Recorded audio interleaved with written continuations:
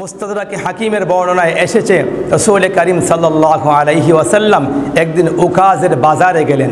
উকাজ মক্কার একটি জায়গা, ওখানে উকাজের একটা বিশাল মেলা হতো, ওখানে বাজার বসতো। উকাজের বাজারে নবী করিম সাল্লাল্লাহু আলাইহি ওয়াসাল্লাম গেলেন, গিয়ে গোলাম বাজারের মধ্যে একটি গোলাম বিক্রি হতে দেখলেন। মানে একজনে একটা গোলাম নিয়ে এসেছে, গোলামটি দেখতে খুব সুন্দর। আপনারা শুনেছেন ইতিহাস, মিশরের গোলাম বাজারে হযরত ইউসুফ আলাইহিস সালাতু ওয়াস সালামকে বিক্রির জন্য নিয়ে গিয়ে হাজির করা হয়েছিল। অতীত যুগের প্রথাটা ওরকমই ছিল, মানুষকে অপহরণ করে, এখন যেমন করে বাংলাদেশ থেকে অপহরণ করে ইন্ডিয়ায় বিক্রি করে দেয়, ওখানে মানুষটাকে জীবন্ত মানুষটাকে কেটে ফেটে ওখান থেকে কিডনি বের করে তারা রেখে দেয়, ওখান থেকে মানুষের চক্ষুগুলো খুলে রেখে দেয়, মানুষের লাশটাকে তারা নদীতে ফেলে দেয় কিংবা কোনো ঝোপঝাড়ে ফেলে দেয়। ওরকম ওই সময় মানুষকে এভাবে নির্মমভাবে হত্যা করা হতো না, কিন্তু মানুষকে অপহরণ করা হতো। মক্কা বা মরুবাসী মানুষের একটা জীবিকা নির্বাহের একটা বড় মাধ্যম ছিল লুণ্ঠন করা, ডাকাতি করা। এরা ডাকাতি করে তাদের যে জীবিকার অন্বেষণ তারা করত। তো ওখানে অনেক মানুষকে গোলাম বানিয়ে বিক্রি করা হতো। তো রসুল গেলেন মক্কার গোলাম বাজারে, উকাজের বাজারে যখন গেলেন, গিয়ে একটি গোলাম দেখতে পেলেন, খুব সুন্দর একটি গোলাম। রসুলের পকেটে তখন দিরহাম নেই, রসুল ওকে কিনে নিয়ে আসবেন। আল্লাহর নবী ঘরে এসে বললেন, খাদিজা, আমি গোলাম বাজারে একটা সুন্দর গোলাম দেখে এসেছিলাম, যদি আমার পকেটে আজকে দিনার দিরহাম থাকতো আমি ওকে কিনে নিয়ে আসতাম। আম্মাজান খাদিজা বলেন, ওটাকে আপনার খুব পছন্দ? রসুল বললেন, হ্যাঁ আমার পছন্দ হয়েছে, বলেই তো তোমার কাছে এসে কারগুজারি শোনাচ্ছি। তো আম্মাজান খাদিজা বলেন, তাহলে চিন্তা করতে হবে না। তো আম্মাজান খাদিজা চলে গেলেন ওনার চাচাতো ভাই ওয়ারাকা বিন নাওফলের কাছে।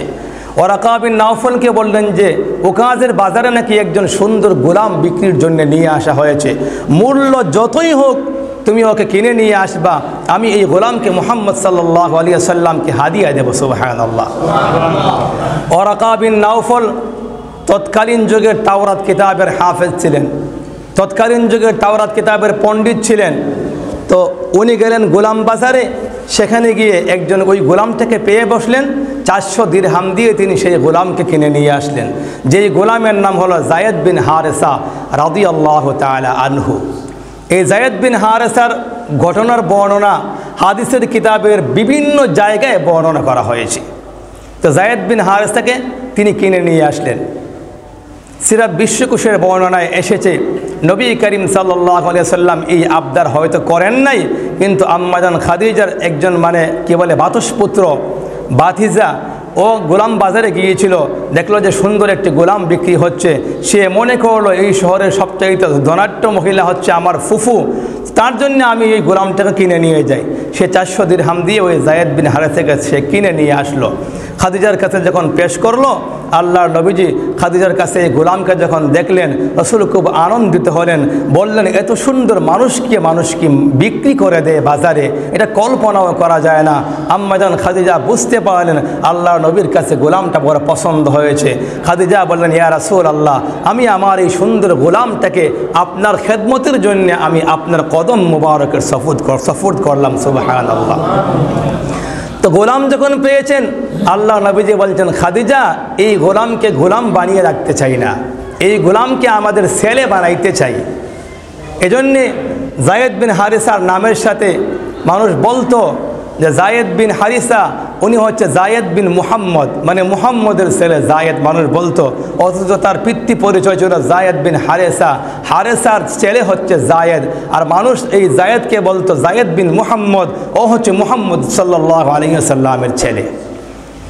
তো ওনাকে যখন কিনে নিয়ে আসলেন, যখন নবীজির কাছে যখন দিয়ে দিলেন, নবী করিম সাল্লাল্লাহু আলাইহি ওয়াসাল্লামের চরিত্র, আদর্শ, বৈশিষ্ট্য, ওনার চরিত্র তো কলঙ্কের কোনো তিলক নাই। যে হাদিসটি আজকে 11 জুমা ধরেই পড়ছি, বুইসতু লিউতাম্মিমা মাকারিমাল আখলাক, প্রসঙ্গ যখন আসছে বলেই ফেলি, রসুলের ব্যাপারে বলা হয়েছে এই কথা, বুইসতু লিউতাম্মিমা মাকারিমাল আখলাক। আল্লাহ নবী হাদিসে বলেন যে আমাকে প্রেরণ করা হয়েছে উত্তম আদর্শের মানদণ্ড হিসাবে, আমাকে প্রেরণ করা হয়েছে উত্তম আদর্শের মডেল হিসাবে, আমাকে প্রেরণ করা হয়েছে উত্তম আদর্শের নমুনা হিসাবে। আমি হলাম সর্বোত্তম আদর্শ, আমার চাইতে উত্তম আদর্শবান ব্যক্তিত্ব পৃথিবী জীবনে কোনোদিন দেখে নাই। কিয়ামতের দিন সকাল পর্যন্ত আমার মতো আদর্শবান ব্যক্তিত্ব পৃথিবীর সূর্য আর কাউকে দেখতে পাবে না। সুবহানাল্লাহ। তো এমন আদর্শবান একজন ব্যক্তিত্বের কাছে যখন যায়েদ বিন হারসা যখন লালিত পালিত হতে থাকলেন, আস্তে আস্তে বড় হইতে থাকলেন।